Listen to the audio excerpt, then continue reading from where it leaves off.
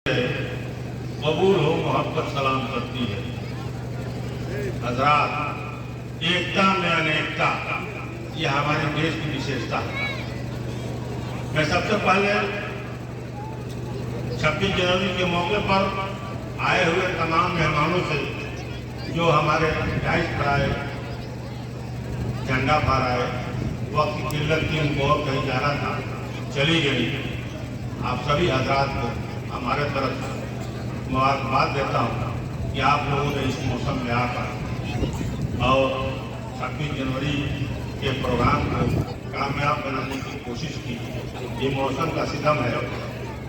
15 अगस्त का भी जो पिछला प्रोग्राम हुआ था, उसमें भी मौसम के खराबी की वजह से प्रोग्राम को काटना पड़ा। आज भी मैं देखता हूँ कि अगर इसी तरह मौसम रहा तो कुछ न कुछ प्रोग्राम में स्टार्ट करना पड़ेगा। दोस्तों और बुजुर्गों, सब बातें तो हमारे कॉलेज के वो हाई स्कूल की लड़की सैयदा फातिमा है, उसने कहा, मौलाना आस्ताद साहब ने अपनी बड़बड़ा अंगेज तकरीर की। अब हम आज बात होगी संविधान पर। बड़ा वक्त दीजिए आप लोग। संविधान किसे कहते हैं, संविधान का मतलब क्या है? बुजुर्गों और दोस्तों, तवारीख के हवाले से और सुनिए आप लोग।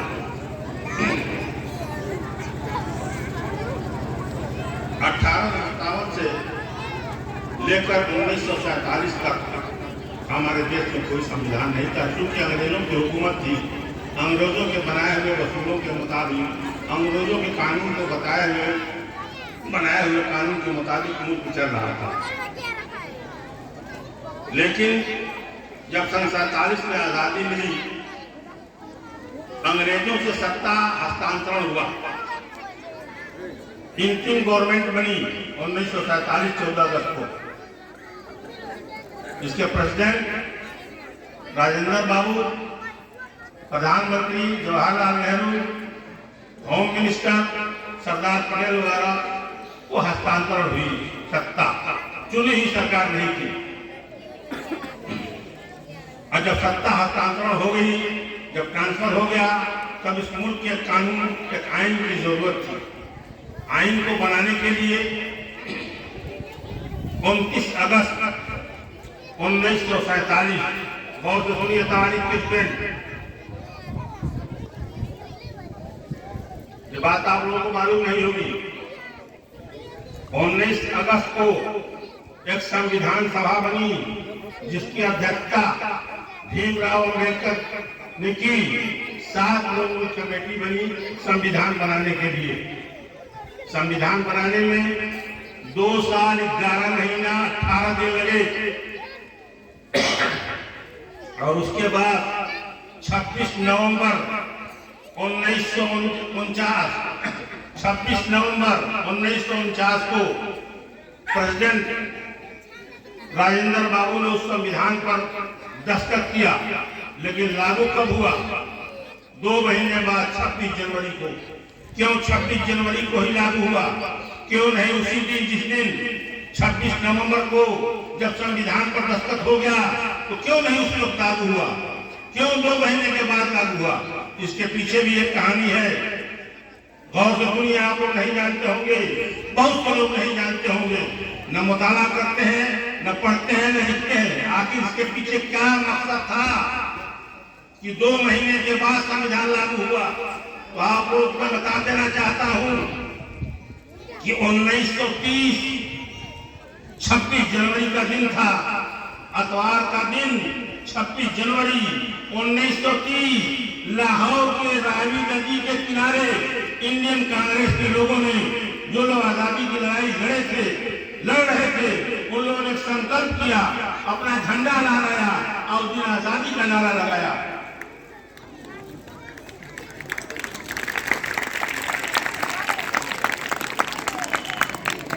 आज लाहौर पाकिस्तान में है। उसी लाहौर के रावी नदी के किनारे इंडियन कांग्रेस के लोगों ने ये संकल्प संकल्प लिया कि हम आजाद होकर रहेंगे, अपना परचम लहराया।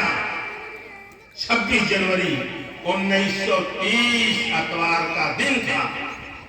इसी के तहत हमारा संविधान लागू हुआ 26 जनवरी 1950।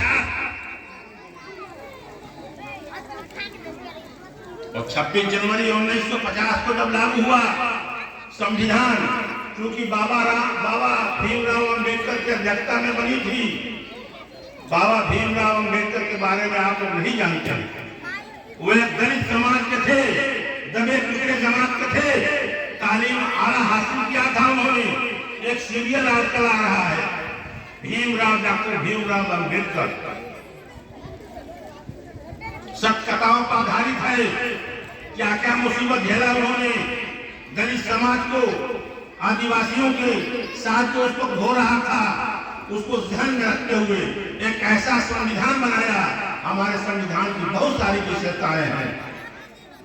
जब संविधान बनाया जाने लगा तो 5 मुल्कों का संविधान रखा गया।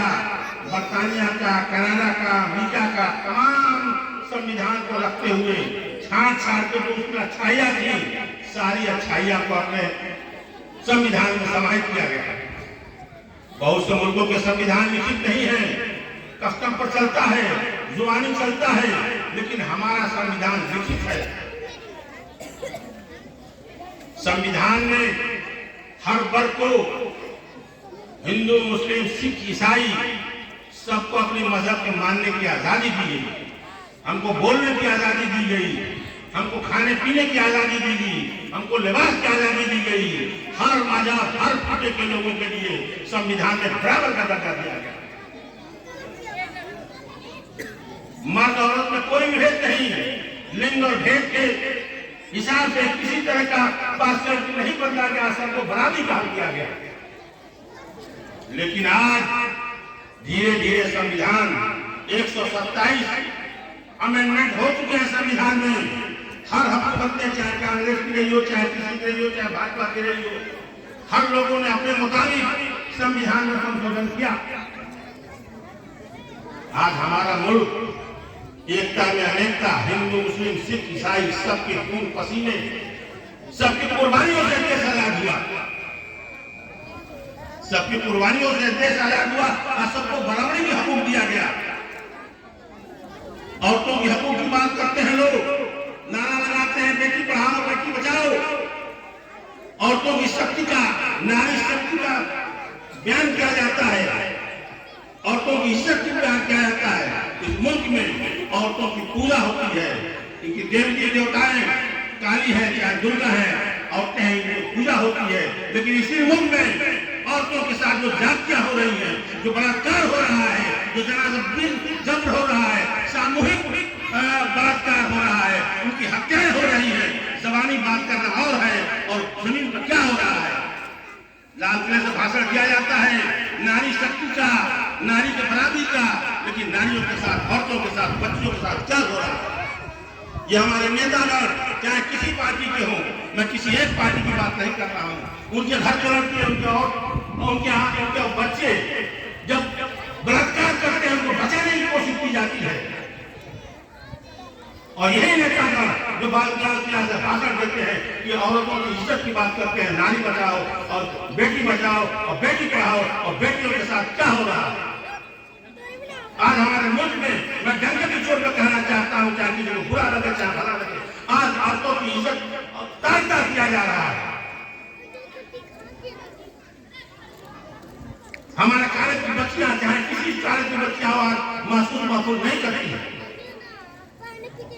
बाहर इस मुल्क के लोग, जिस मुल्क में औरतों की पूजा होती है, उसी मुल्क के लोग औरतों की इज्जत और आसमत को रोकते हैं।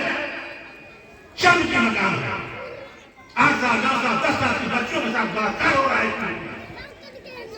और खामोश तमाशा ही बैठे रहते हैं। बलात्कार हो रहा है, सामूहिक बलात्कार पर राजनीति हो रही है। बजाय उनको सजा देने के, उनके साथ क्या क्या हो रहा है। उम्र कैद, बलात्कारियों को उम्र कैद की सजा पाने वालों को रिहा कर दिया जा रहा है। आज मुल्क में यह हो रहा है। जो लोग इस देश की आजादी के लिए कुर्बानी दिए चले गए, आज बाबू लल्लू सिंह बैठे हुए हैं, 8:30 बजे इस प्रांगण में आ गए। मौलाना ने उनकी बात कही, उन्होंने आजादी देखा है, 90 साल की उम्र हो गई होगी, 94 साल की उम्र है इनकी। अंग्रेजों के दौर में देखा होगा इन्होंने, अंग्रेजों के दौर में हिंदुस्तानियों के साथ क्या जुल्म ज्यादती हो रही होगी। अभी लोग बाकी हैं, वो लोग जो आजादी को देखते हैं, जो ब्रिटिश हुकूमत के जुल्म ज्यादती को देखते हैं। संविधान बन गया, सबको बराबरी का दर्जा दिया गया, क्या इसीलिए देश हिंदुस्तान आजाद हुआ था? मैं पूछना चाहता हूं आप लोगों से, तमाम गांव के लोगों से, क्या प्रोग्राम में आने के लिए लोगों को पास टाइम नहीं है? एक दिन का काम है, काम नहीं करते हैं। क्या देशभक्ति है आपके अंदर? क्या हुकूमत नहीं है भाई? खाली फरमाइशी अदा करते हैं, जुबान से करते हैं, क्या हुकूमत होता है? कुछ कुर्बानी नहीं देते हैं। उस वक्त लोग कैसे होंगे, माए कैसे होंगे, अपना सुहाग उठा दिया, अपना गोश्त गुना कर दिया, अपने बच्चों और बापों को भेज दिया मैदान जंग में, जाओ अंग्रेजों से लड़ो और हिंदुस्तान को आजाद कराओ। हमारे पास वक्त नहीं है, हम सच्चे हिंदुस्तानी बनते हैं। देशभक्ति का पैमाना ये नहीं है। देशभक्ति आपके खून में शामिल होता है। 15 अगस्त 26 जनवरी को मजाक बनाकर किया, आप लोगों ने मजाक बनाकर किया है। जब बच्चों में एक वो बड़ा रहता है, दोस्त रहता है, गांव के लोगों को दावत दी जाती है, मस्जिद में ऐलान किया जाता है, कार्य भेजा जाता है, लेकिन वक्त नहीं है लोगों के पास। क्या है तो ठंडी है तो बारिश है। इसी ठंडी और बारिश के जमाने में लोगों ने अपनी जान की कुर्बानियां की और देश को आजाद कराया। हमारा यह हाल है कि हम वक्त में नहीं निकाल सकते। दोस्तों बुजुर्गों, कोई प्रोग्राम कराने के लिए बहुत से पापड़ बेलने पड़ते हैं, इंतजाम करना पड़ता है, पैसा खर्च होता है, शामियाना लगाना पड़ता है, 4 दिन 5 दिन पहले से इंतजाम करना पड़ता है। इसका एहसास किसी को नहीं है। इसका एहसास मस्जिद जिम्मेदार लोग को होता है और वो करते मानी करते हैं। बुजुर्गों, दोस्तों, नौजवान साथियों, संविधान में हमको राइट दिया हुआ है एक्सप्रेशन का, अभिव्यक्ति की आजादी। अभिव्यक्ति की आजादी का मतलब ये नहीं है कि आजाद हमें तक किसी को गाली दे, किसी की भावनाओं को ठेस पहुंचाए, किसी की जज्बात को मजबूर करें। आज क्या हो रहा है? नेताओं की जबान पर लगाम नहीं है। हमारी ओर से जीत कर गए हैं, जनता की ओर से जीत कर गए हैं, जो जी में आता है वो बोल जाते हैं। आज इस चर्चा के माध्यम से मैं कहना चाहता हूं कि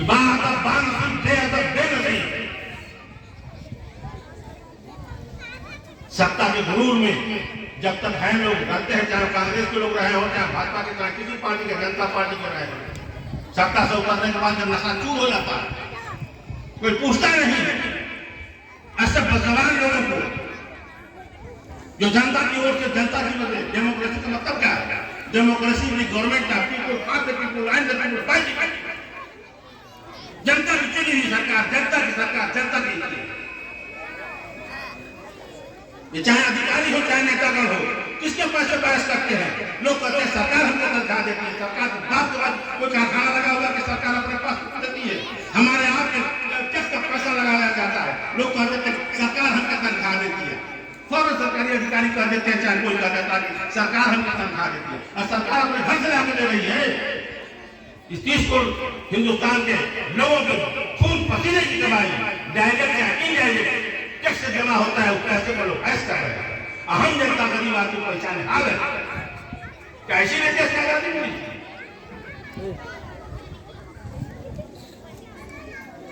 कचरे हम सदा जानो तन साथी और तुम्हारे हवाले वतन साथी।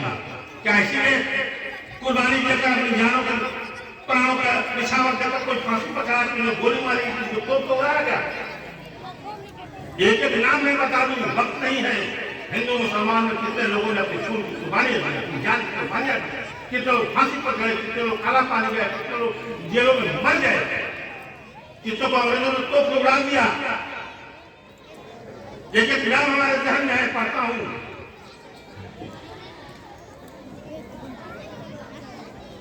अच्छा लोग समझते हैं कि हम ही देशभक्ति की सबूत बनी जाती है। आपके देशभक्ति की सबूत की हमको जरूरत नहीं है। देशभक्ति हमारे खून में शामिल है, हर मुसलमान के खून में शामिल है। हमारा पसंद करता है कि सबूत पर रहो, वफादारी के साथ रहो। अब इसको पर तो क्या बात है।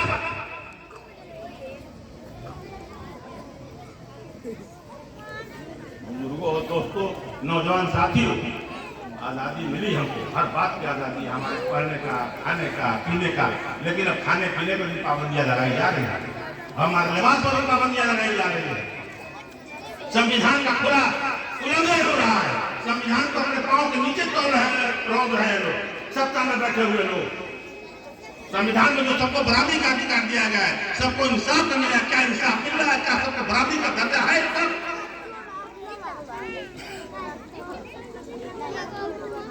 हमने उनके खिलाफ हाकिम बना दिया, हम हुकुम हो गए, हमारे हक का खिलवाड़ कर रहे हैं। बुजुर्गों और दोस्तों, नौजवान साथियों, सोचने का मकाम है।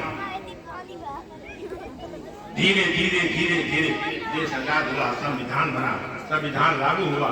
धीरे धीरे धीरे धीरे करते करते करते करते अब संविधान, अब आप देखिए ना, संविधान में है स्वतंत्र न्यायपालिका, कार्यपालिका, विधायिका, आज तीनों में कहा है सबका अपना हक है। संविधान में साफ साफ लिखा हुआ है कि न्यायपालिका का क्या हक है, कार्यपालिका का क्या हक है, विधायिका का क्या हक है। लेकिन हर कार्यपालिका, विधायिका और न्यायपालिका हर अदालत में एक दूसरे से टकरा रहे।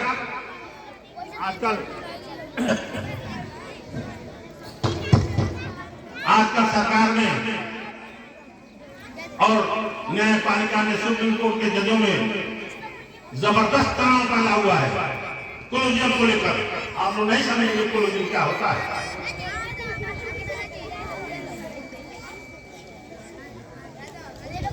पार्लियामेंट के लोग चाहते हैं, पार्लियामेंट चाहते हैं कि हर अदालत पर हमारी हुकूमत, हम जो चाहे वो करें। न्यायपालिका की स्वतंत्रता पर लगाम लगाने की कोशिश की जा रही है और सुप्रीम कोर्ट भी अपने जगह पर ठहर हुआ है। बुजुर्गों, दोस्तों, नौजवान साथियों, आज शेर रोकने का वक्त नहीं है। आज बात सुनिए, हर चीज समझाइए। है आपका संविधान, निकाह में किसी के पास हो, यही है संविधान, ये है संविधान आपका। हर बात साफ साफ लिखी हुई है, पढ़िए। पढ़ने का तो हक समय है नहीं आप लोगों को, न जानेंगे, इसलिए महकूम बने रहेंगे कि हमारा क्या कर्तव्य है, क्या अधिकार है। जब तक तालीम हासिल नहीं करेंगे तब तक कुछ होने वाला नहीं है।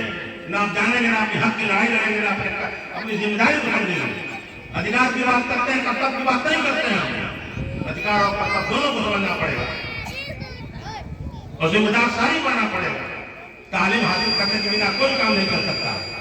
तालीम हासिल करोगे, समाज में इज्जत मिलेगी, आधी रोटी खाएंगे, बच्चों को पढ़ाएंगे। अपने बच्चों को तालीम का रास्ता कीजिए, तभी समाज में इज्जत मिलेगी आपको, तभी समाज में इज्जत मिलेगी। पढ़े लिखे रहेंगे, आपको इज्जत मिलेगी। पढ़े लिखे नहीं रहेंगे, लोग जमीन पर बैठाएंगे। लोग संकुचित मानसिकता के लोग जमीन पर बैठाएंगे। पढ़े लिखे रहेंगे, कुर्सी देंगे पढ़ने के लिए, बैठने के लिए। आप इंजीनियर हो जाए, आप मास्टर हो जाए, आप डॉक्टर हो जाए, आप वकील हो जाए, तो आपको वकील साहब कहेंगे, आपको मास्टर साहब कहेंगे, आपको इंजीनियर साहब कहेंगे। आप क्या समझते हैं मदरसे के बच्चे डॉक्टर और इंजीनियर नहीं पढ़ रहे हैं? मदरसे के बच्चे भी पढ़ने वाले बच्चे हर क्षेत्र में, हर स्कूल के जो बच्चे पढ़ने वाले हैं वहां के तरक्की कर सकते हैं। ये दिमाग में जो बैठा हुआ है, मैं आपके हाथ बता रहा हूँ, एक लड़का यही का कामिल रजा बिहार का है। आज से 4 साल 5 साल पहले हमको टेलीफोन किया, हम उसका नाम भूल गए थे। मैंने कहा कि आप ही के स्कूल से मैं पढ़ा हुआ। हमने क्या कर रहे हो भैया? कहा कि जवाहरलाल नेहरू यूनिवर्सिटी दुनिया की मानी जानी यूनिवर्सिटियों में एक यूनिवर्सिटी है दिल्ली में, जवाहरलाल यूनिवर्सिटी। पीएचडी होने का कर रहा था, पीएचडी इसी दारुल उलूम मोहम्मदिया का हादसा का पढ़ा हुआ बच्चा पीएचडी पीएचडी नाम की चीजें होती रिसर्च करते हैं, रिसर्च स्कॉलर। परसों उसको मैंने टेलीफोन किया कि हमारा जलसा दस्तार मंडी का 14 मार्च को होने वाला, उसको जरूर आना। और क्या कर रहे हैं? उसने कहा भैया यहाँ बहुत बड़ा स्कूल कायम किया है, अरबी स्कूल कायम किया, उसको चला रहे हैं। हमने कहा बहुत बहुत मुबारकबाद तुमको देता हूँ। ये समझा कि लड़का कलेक्टर बन गया, मदरसे में पढ़ा हुआ। मोहम्मद अल्लाह का दोस्त है, मोहम्मद अल्लाह को हमारे यहाँ पढ़ाते हैं, जानने वाला हूँ इसे। ऐसा नहीं है कि आप लोग सोचते हैं कि मदरसे के पढ़े हुए लड़के आगे नहीं बढ़ सकते हैं। मदरसे के बच्चे भी पढ़े हुए आगे बढ़ सकते हैं, जब अगर उनको शौक हो और पढ़ने को बनने का सलाहियत हो जरूर बन सकते हैं। पढ़िए तो मैं अपने बच्चों से कहता हूँ, तालीम हासिल करो, घर में इस्लामी माहौल बनाओ, नमाज पढ़ो, रोजा रखो, तिलावत करो, घर में बरकत आएगी। इस्लामी माहौल बनाओ। हर धर्म के आदमी अपने अपने धर्म के मुताबिक चलने लगे तो कहीं कोई टकराहट हो नहीं सकती है। लेकिन आज एक माहौल बन चुका है दोस्तों, बुजुर्गों, मुझे कहने में कोई आर नहीं है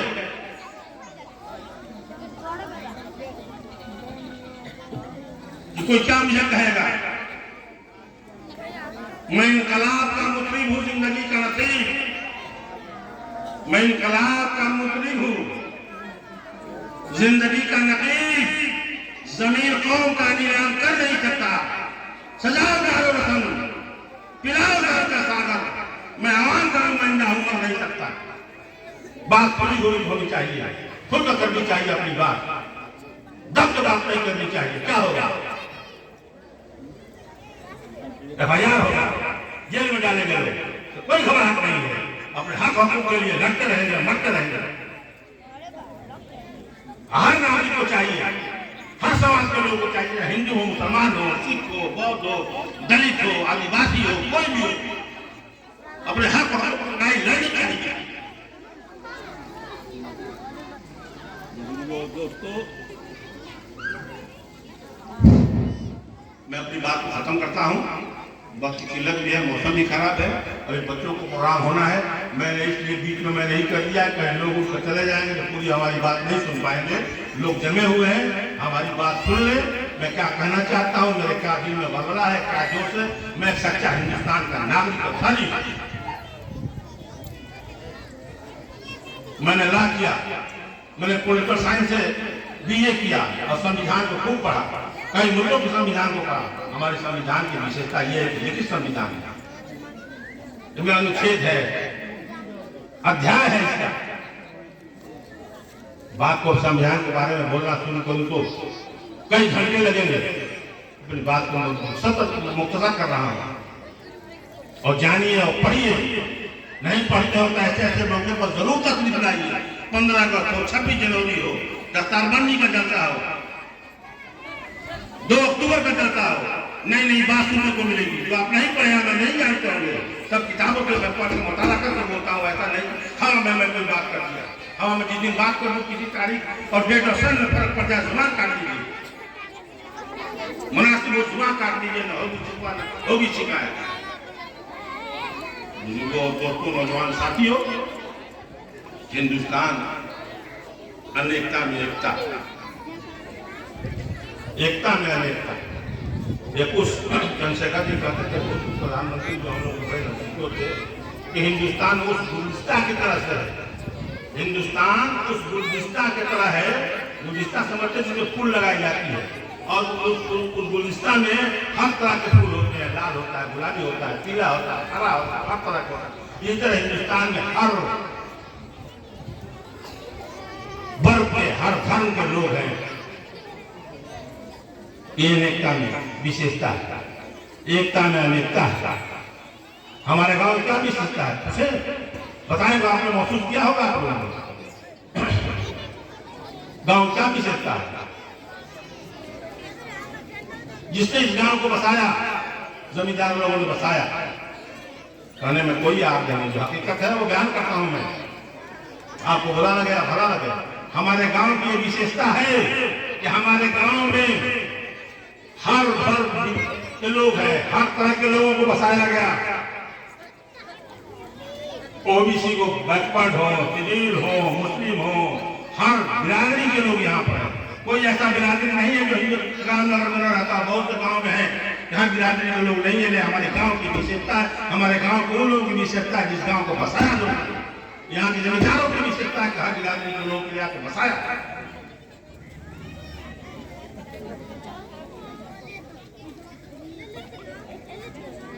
बुजुर्गों, दोस्तों, नौजवान साथियों, बात बहुत लंबी हो गई, मैं अपनी बात खत्म करता हूँ। जय हिंद, जय भारत।